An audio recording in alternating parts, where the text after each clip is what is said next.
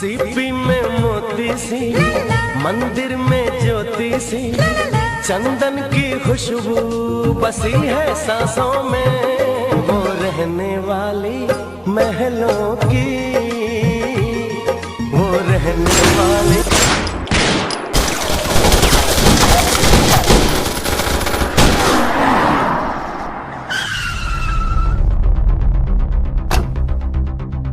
घेर ले साले का, बाहर निकल फैजल खान, की औलाद।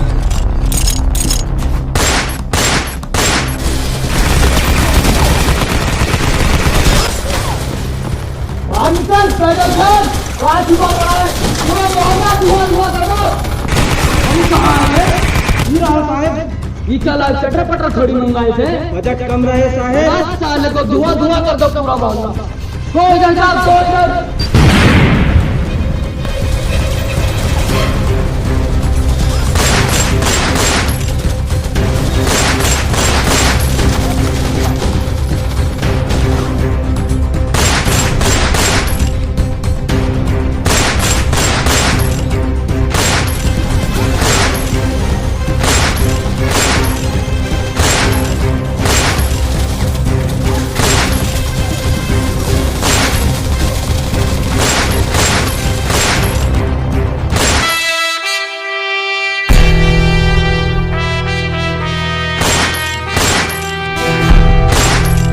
इंसान जो है दो तरह के होते हैं, एक सुअर और एक निहायती सुअर, और ये सारा खेल इन दोनों का ही है।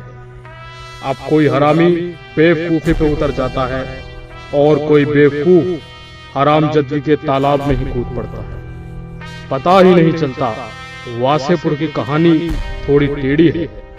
बाहर से देखे तो सब ठीक, और अंदर से देखे तो एक से एक सुअर हरामजदगी किए बैठे। ये कहानी शुरू होती है 1947 आजादी के बाद, जब धनबाद बंगाल से बिहार में चला गया और वासेपुर भी फैलते हुए धनबाद में शामिल हो गया, और अभी धनबाद झारखंड में है और वासेपुर धनबाद के बीच।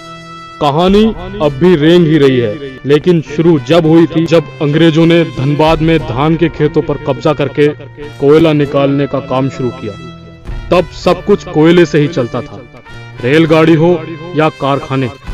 जब अंग्रेज भारत छोड़कर गए तो तब अपना वर्चस्व जमाने निकल पड़े, उनमें चाहे लोहा चोर हो या मुर्गी चोर, और उन्हीं में से एक था रामाधीर।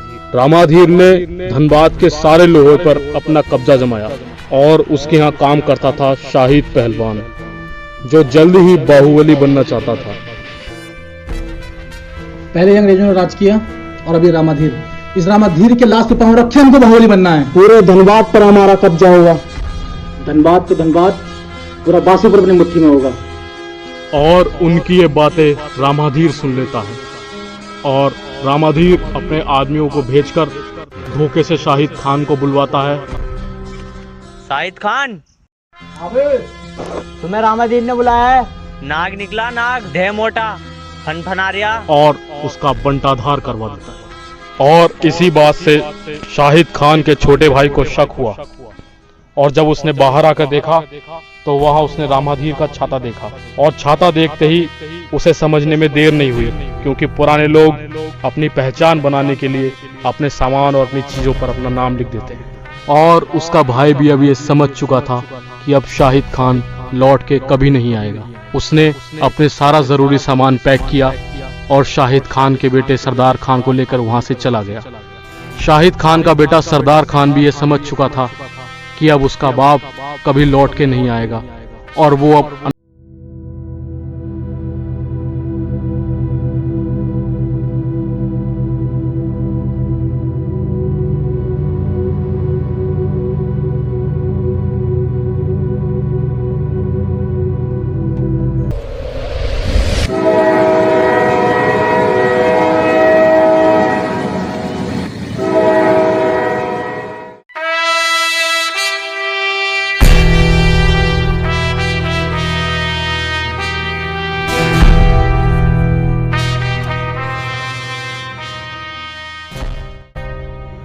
तो उसी सुअर ने हमारे अब्बू को मारा।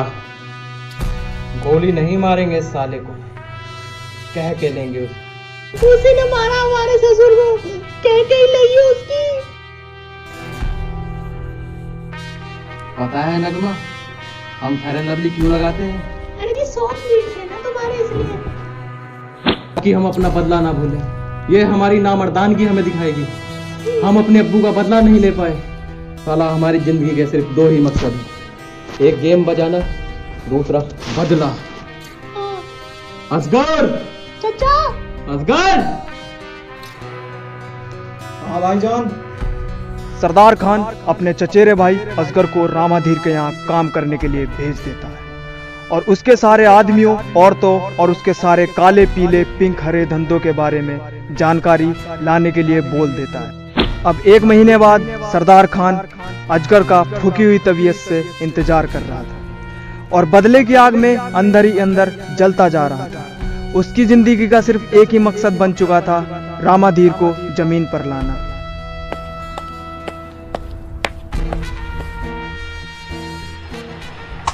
वो साला रामाधीर वाह हमारे अब्बू को मारा। ऐसा फाड़ क्यों रहा है? 1 महीना हो गया इन्हें जमा करते करते, मेरी फट गई इसे जमा करते करते। आज से फेयर एंड लवली बंद, बोरो प्लस मंगवाओ।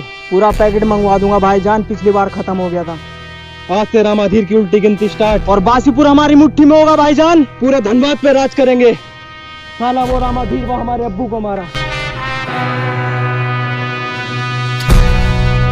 और अब रामाधीर की उल्टी गिनती शुरू होने वाली थी। वे दोनों अगली ही सुबह निकल पड़े। उन्होंने सबसे पहले रामाधीर के आदमियों को मारने की और उनकी जमीनों पर कब्जा करने की सोची।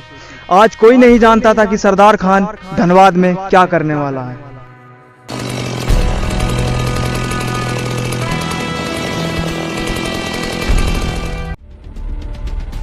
कहाँ जा रहे हो पहलवान? घोष ले जा रहे हो? आज तो भाभी के साथ घोष के मजे लोगे तुम। बना कौन दिया? मैं भी आऊंगा। साले तू जानता नहीं हम किसके आदमी हैं? किसके आदमी हो बे? रामाधीर का। अरे भाईजान रामाधीर का आदमी है रे।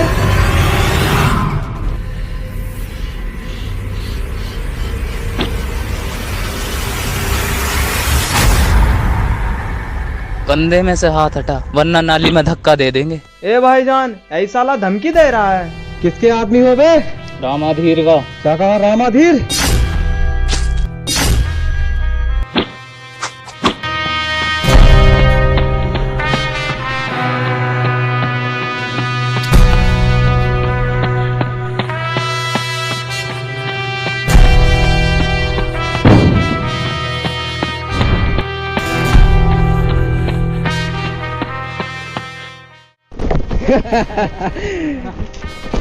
रामाधीर का आदमी।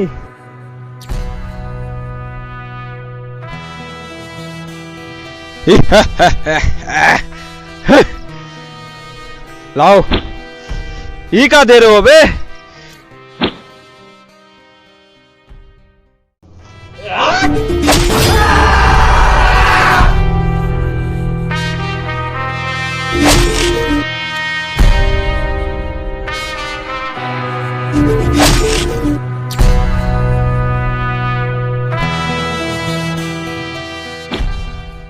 रामाधीर का आदमी का। मीट की थैली उठा ले। अब सरदार खान के मुंह मुर्गा लग चुका था। अब उसने रामाधीर के मुर्गे फार्म पर कब्जा करने की सोची और वह दोनों भाई गाड़ी से निकल पड़े। उस टाइम मुर्गा 2 रुपए किलो था और उस टाइम के 2 रुपए अब के 250 रुपए के बराबर है। जब सरदार खान मुर्गी फार्म पर पहुंचा तो मुर्गियों का हड्डियों का पानी सूख चुका था।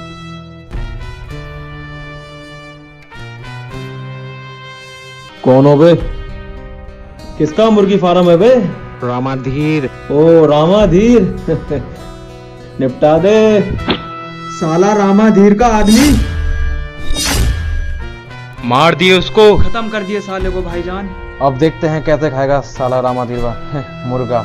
रामाधीर का मुर्गी फार्म लूटने के बाद सरदार खान को अब भी शांति नहीं मिली थी और उसके बदले की आग और बढ़ चुकी थी और रामाधीर के देसी दारू के ठेके और कारखानों का निर्माण रुकवा दिया था और उसकी अवैध जमीनों पर कब्जा कर लिया गया। इसकी खबर रामाधीर को पड़ी और सरदार खान को एसएसपी ऑफिस तुरंत बुलवाया गया। कल तक हमारे लिए ही काम करता था और आज हमारे ही पैसों से बुलेट ले लिए साला। और आज हमें ही आंख दिखा रहा है। जानता नहीं हम कौन है? रामाधीर है, रामाधीर। अच्छे से देखेंगे साले को। सुना है सरदार खान, तूने इनकी जमीन पर कब्जा कर लिया। कब्जा कहाँ है एसएसपी साहब, पूरे 5 रुपए में जमीन खरीदे हैं हम, कागज है हमारे पास। साले जानता नहीं है तू हम काम कौन है? विधायक है हम, तू हमारी जमीन पर कब्जा करेगा? एसएसपी बैठे रहो वरना बैठने लायक नहीं छोड़ेंगे। साले एक विधायक पर हाथ उठाए तुम। एसएसपी एक विधायक पर हाथ उठाने पर कितने दिन जेल में रहना पड़ता? फिर तो हम भी जेल में जाएंगे। उन दोनों को रामाधीर के बेटे जेपी सिंह, जो कि एक विधायक था, पर हाथ उठाने के लिए 6 महीने की जेल हुई और सरदार खान ज्यादा दिन जेल में नहीं रुकने वाला था। बिना पूछे किसी को भी काम पे रख लोगे क्या? नालायक पूछा हूँ। इस सरदार खान को तो अब हम बताएंगे इनको, अब हम आके।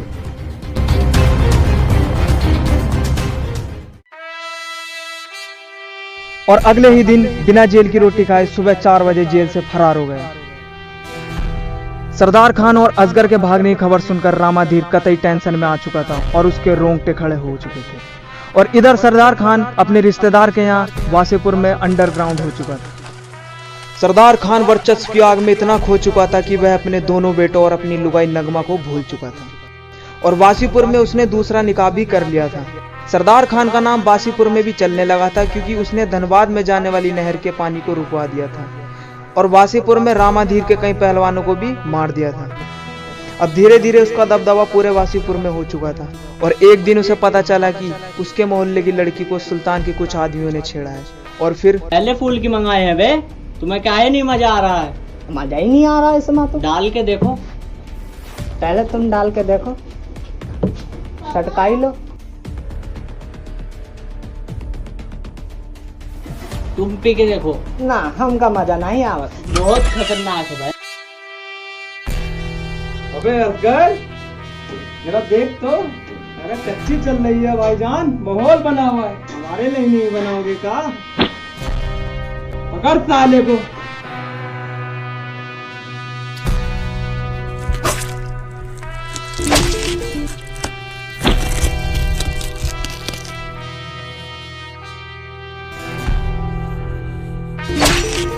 देख साले, हमारे मोहल्ले की लड़की पे हाथ डालोगे? काट साले को छोटा छोटा पीस कर। हाँ भाईजान, पोटा कलेजे अलग अलग करनी है, पता है। सरदार खान के कहने पर अजगर ने उसके छोटे छोटे पीस करके सुल्तान के ही कसाई खाने में फिकवा दिए। कसाई खाना वासीपुर की एक ऐसी जगह थी जहां पुलिस भी जाने से खौफ खाती थी, इसलिए सरदार खान भी जेल से भागकर वासीपुर में ही अंडरग्राउंड हुआ था, क्योंकि सरदार खान को अच्छे से पता था कि पुलिस वासीपुर में नहीं जाती।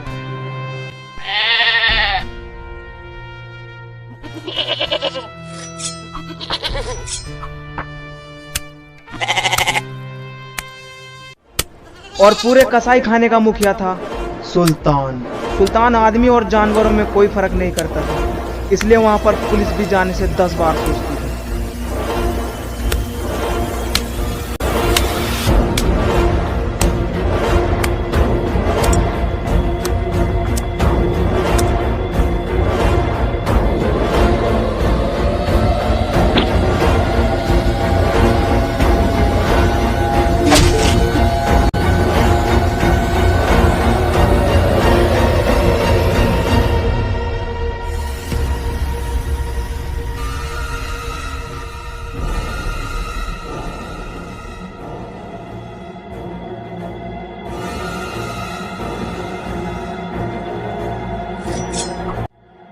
सुना है सरदार खान यही है वासीपुर में, तुम्हारे एक आदमी को मार दिया और लाश यही फेंक दी तुम्हारे कसाई खाने में। ये वासीपुर है पुलिसिए, यहाँ तो कबूतर भी एक पंख से उड़ता है, दूसरे से अपनी इज्जत बचाता है। पुलिसिए आदमी है, हम खुद देख लेंगे। चल निकल यहाँ से।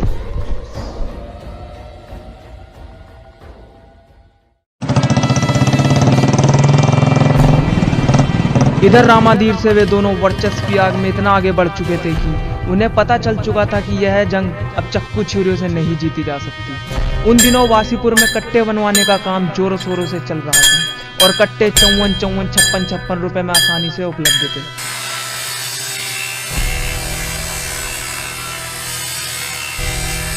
वासीपुर की गलियों का हर एक निहायती सुअर हरामखोर अपने आप को बदमाश समझता।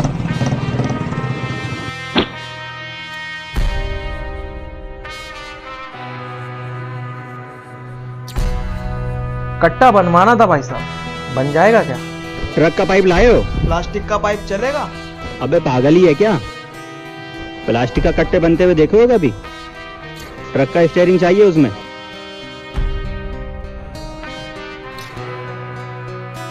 उन्हें जो चाहिए था वह उन्हें मिल चुका था। अब वे उसे चेक करने के लिए कसाई मोहल्ले में पहुंचते हैं और वहां सुल्तान के एक आदमी पर हमला करते हैं।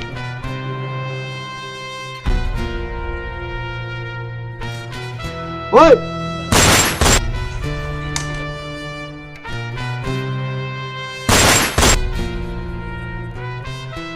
अबे ये क्या बाबासीर बना दे बे? हाथ में फट जा रहा है साला। रुक साले, कौन है तू? रुक जा।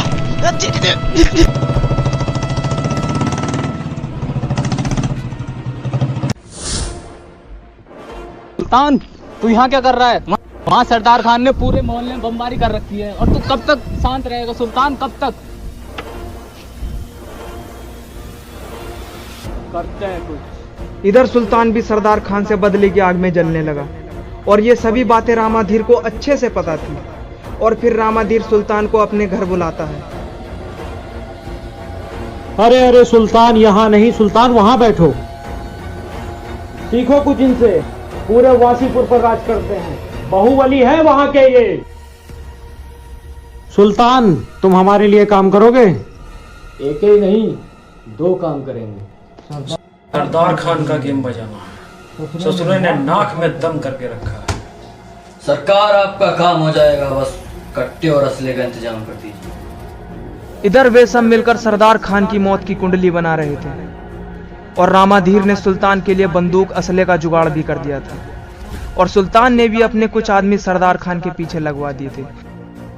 बहुत लंबे इंतजार के बाद जब सरदार खान अकेले अपनी बेगम नगमा के लिए पंखा लेने गया, क्योंकि सरदार खान के पास अब पैसा बहुत आ चुका था,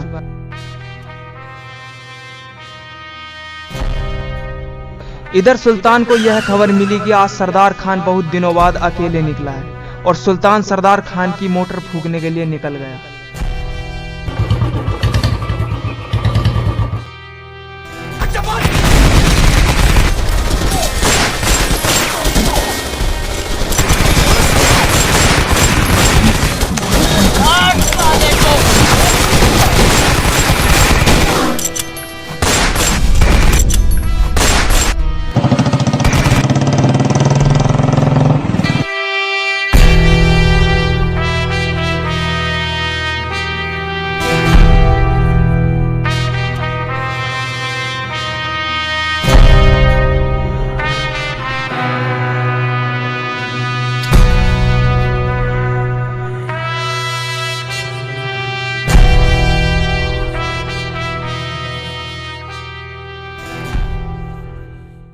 रामाधीर सिंह को बड़प्पन का सीढ़ी चढ़ते हुए रोज देखा नहीं जाता।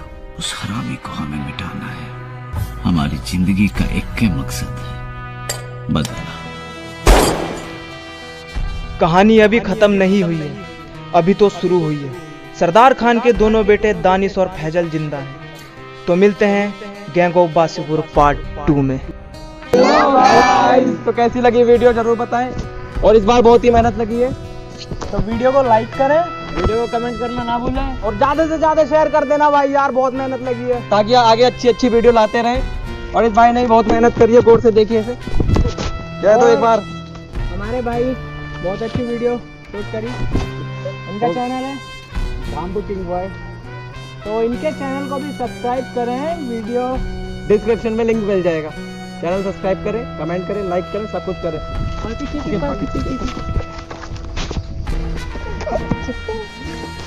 बाप का, दादा का, भाई का, सबका बदला लेकर तरफ